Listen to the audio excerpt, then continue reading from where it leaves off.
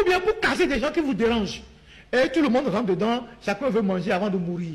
Voilà comment ils ont casé les gens dans les mairies. Des mairies en réalité qu'ils ont sous leur contrôle, et ils ont affaibli les partis politiques de l'opposition, parce qu'à partir du moment où vous êtes dans une mairie, vous gérez le pays avec eux, vous êtes co-gestionnaire du pays avec eux.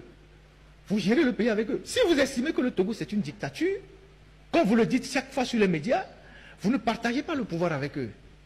À partir du moment où vous partagez le pouvoir avec une dictature, vous êtes responsable, co-responsable de la gestion du pays. Parce que vous ne pouvez pas vous débiner.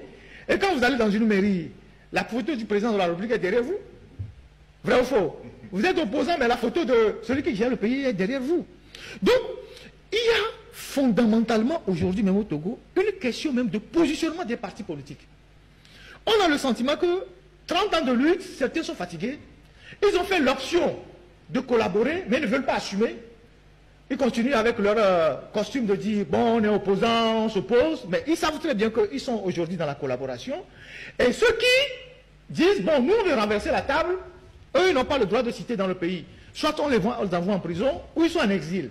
Vous voyez. Et donc, dans ces conditions-là, Charles Kondi Agba a raison de dire qu'il n'y a plus d'opposants, ou il n'y a plus d'opposition, parce qu'ils ont neutralisé l'opposition, avec tous les moyens.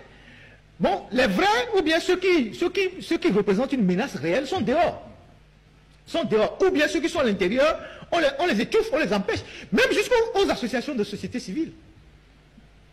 La dernière fois, les UST, ils voulaient faire quelque chose dans le Hao là-bas.